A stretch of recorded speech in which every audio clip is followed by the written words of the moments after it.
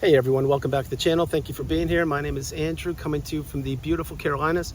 Today's topic is going to be, were you treated like a spouse or a servant?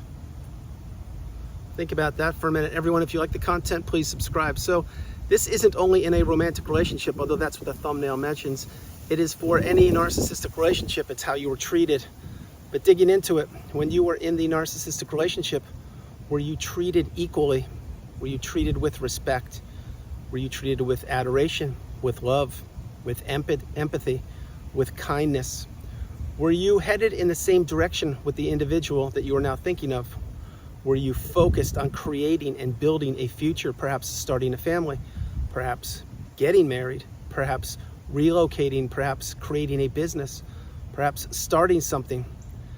Were you involved with an individual who you thought was one person and they turned out to be somebody completely different? All these questions need to be answered, each and every one of them, in time, in your own time, and you will answer these. But as the thumbnail mentioned, were you treated as a spouse or a servant?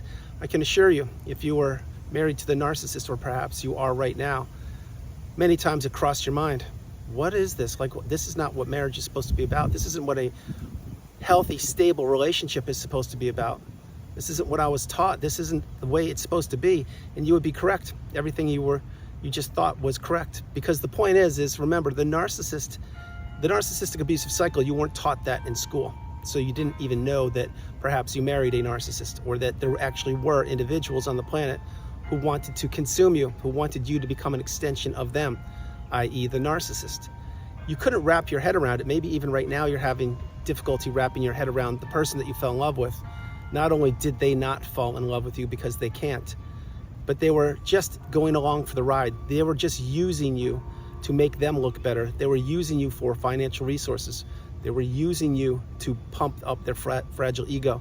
They were using you to make them feel better about themselves. And the whole time they were doing that, they were, believe me when I tell you, they were trying to have you doubt yourself. Because every narcissistic relationship, whether you know it or not, it is a competition with the narcissist trying to defeat and or beat you. And I don't say that lightly, it's a fact, because remember, the narcissist believes this thing called life is nothing but a big game of manipulation and of consuming and of destroying, not of creating, not of building, but of taking. And when they're done taking, they want to continue to take more.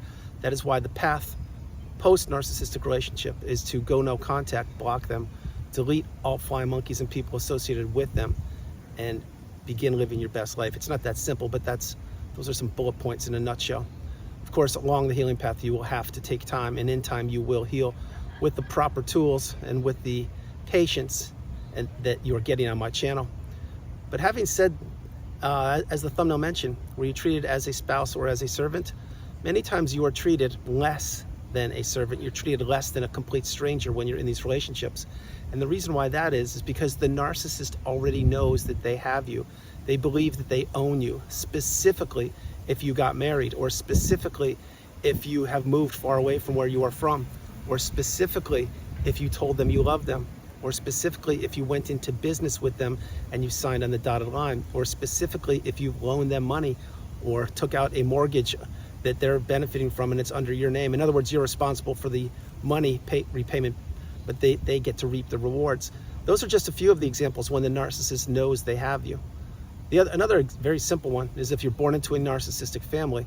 Believe me when I tell you, if one or both of your parents are a narcissist, they believe that they own you. And throughout most of your life, until we got the wisdom on my channel, you were probably trying to figure out what's going on. Why do I feel like I'm the black sheep in the family? Why do I feel like I'm the white sheep? Whatever you want to call it. The terms are interchangeable. The reason why is because you were and or are an authentic, genuine individual, maybe even an empath, and you stood up for what was right, and your parent did not like that. Really understand the wisdom here, really get the message. But when you're treated less than a complete stranger, and you live with the individual, and you have to open the front door each and every day and not know who is going to be at the front door, Dr. Jekyll or Mr. or Mrs. Hyde, or you don't know why you're being blamed for things that you didn't do or shouldn't have known what to do. In other words, you're being responsible. You're now accountable for the narcissist's existence. It's like you're married to a 7-year-old kid. And what I mean by that is, yeah, the person that you marry is an adult, but their behavior is that of a child. And you can't wrap your head around it, but each and every day you're in that marriage, you are becoming more and more abused, and you are questioning yourself more and more. But at the same time, you're fighting for the relationship because most likely you were in love and you took your wedding vows very seriously. The I do's in goodness and in good times, bad times, sickness and in health, things like that.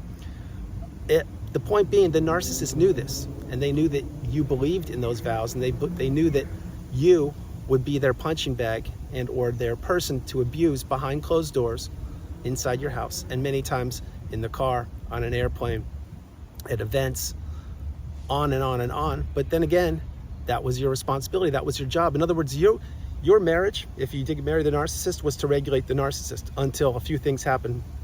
One, you wised up and figured out that you married a toxic individual and you removed yourself from the relationship. Or two, you got discarded, and then you had to really put yourself back together and heal and understand who you were up against, and that person never did love you and they couldn't love you and they were just using you for a period of time. Perhaps the period of time was simply to raise the kids. Perhaps it was a 6-year window when your responsibility was to plan vacations, to pay for tuition, to pay for mortgages, to pay for dogs, animals, household things, barbecues, extended family members, vacations, and presents, and on and on and on. And then as soon as the kids got old enough, perhaps they got close to graduating high school, your time was up. You were no longer needed, because your job in that example would be to help raise the kids, even if they weren't your biological children. Understand the message. Every narcissistic relationship, not only does it have an expiration date, but there's a purpose for it. And you, when you enter the relationship, you believe that your purpose perhaps is to be in love and to help build and create a future with the individual. That's not how the individual looks at it. The individual looks at it as you, as an opportunity, as something that they can take from you. Again, perhaps it's financial resources. Perhaps it's the way you made them look. Perhaps it's the people you introduced them to. Perhaps it's getting access to certain events or communities. Who knows? But these narcissistic relationships are unlike anything you've ever been a part of. And the reason why is because it is bizarre world. What is up is down, what is black is white, what is left is right, things like that. And you are tolerating the poor behavior each and every day, and it is insidiously chipping away at your soul, at your spirit, your aura, at you. Your identity has been decimated. You've become an extension and or a shell of yourself. And the point there is the narcissist knows this. Keep in mind, the narcissist is constantly taking the temperature of your relationship. They're watching exactly how much you're giving. They're paying attention to exactly how you're making them feel. They're paying attention to you, what you can offer. And each and every day that you stay in the narcissistic relationship, your resources become depleted. Think about it. Your health, your energy, your focus, your social circle, your status, your time, everything, it becomes depleted. And many times, as I mentioned in many other videos, the narcissist will discard an individual right around a key point in time. Perhaps it was 2 days before your favorite holiday. Perhaps it was after you had had a loss in the family and you were bereaving the loss of a loved one. Perhaps it was when you just lost your job, or perhaps another event happened, or maybe it was a major holiday that people celebrate. The point being, the narcissist knows what they're doing. Many people think, does the narcissist really know what they're doing? I'll tell you right now, they know exactly what they're doing, and everything is calculated. Everything is a game for the narcissist. Everything is a win at all costs situation for them. And why I say that is, think about it. Let's say you were discarded. Did the narcissist ever give you closure? Did they ever sit down and have that cup of coffee with you? No and no, because they can't, because they know that the mask has slipped. They know that they have crushed you, and they want to keep you in that state as long as possible for a few reasons. One, perhaps they want to hoover you at a later date. My hope is you never get a hoover. Or two, because that's how they are. They're soulless, blood-sucking vampires who do not want to build people up. They want to never have you figure out who they are and or were. That's why they wear a mask. That's why they manipulate. That's why they're not accountable. That's why they can't say they're sorry. That's why they don't grow. The only thing the narcissist does is they fine-tune the mask that they wear for the next unsuspecting individual or individuals that they will extract resources from. That's what they do. But just like for all of us on the planet, we all age each and every day. And some of us age gracefully, some of us are fighting Father Time, I get it. The narcissist is neither. What they're doing is they are becoming the aging narcissist. Each and every day that clock ticks. Each and every day they get 1 day older. They get one more gray hair, and they get more and more things that they're fighting against, let's put it that way. And the aging narcissist is not a pretty sight to see. And the reason why that is because they are fighting a losing battle. We all have to exit the planet at a time. And the aging narcissist is somebody who's clinging on to their youth, hanging out with groups of people 2 generations younger than them, wearing clothes of 2 generations younger than them, thinking that they are, let's say, in the cool crowd, that kind of thing. But as usual, the aging narcissist, they find their demise is not a pretty sight because they've blown up so many relationships throughout this thing called life, and they've been exposed many times, not by you, certainly not by me, but people figure out who these people are, meaning people are wising up to narcissism on the planet, and they're understanding that their energy should be spent elsewhere, and a better use of their energy, that is. In other words, just because someone asks you to do something doesn't mean you need to do it. Specifically post-narcissistic relationship, when you get the wisdom, you understand that you are the priority. You come first, second, and third, and that no one is going to be an energy vampire and take your energy away any longer. And that's a good thing. But the aging narcissist is not a pretty sight to see. And going back to the thumbnail, before I close the video, were you treated as a spouse or were you treated as a servant? If you made it this far in the video, I'm sure this video resonates with you, and most likely you were treated like a servant. You were treated like a pawn, a puppet. You were taken for granted. You were not listened to. Any of your thoughts were discarded or disregarded.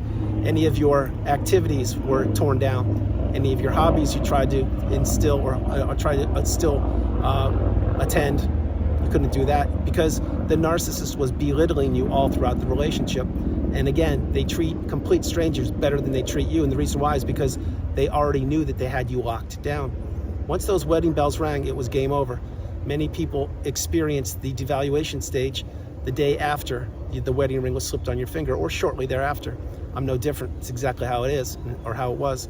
Point being, that was then, this is now. And now we take action, and we have boundaries. We are not a people pleaser. We know exactly our value on the planet. We are vibrating super high, not down in the quagmire with the narcissist, the low vibrational creatures that they are. So guys, understand the message. If you were treated, were you treated as a spouse or were you treated as a servant? I can assure you, if this video resonates with you, drop comments below because there are many of us that went through this. Guys, no matter where, I hope you liked the video. I loved doing it. From the beautiful Carolinas, this is Andrew. Namaste. Have a great afternoon. Stay true, stay blessed. Continue to become awakened and aware and understand you are the priority.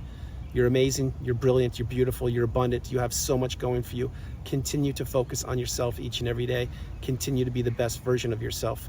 Remember, no matter where you are on the planet, you are not alone. God bless you. I love you, and I'll talk to you tomorrow. All right, bye, you guys.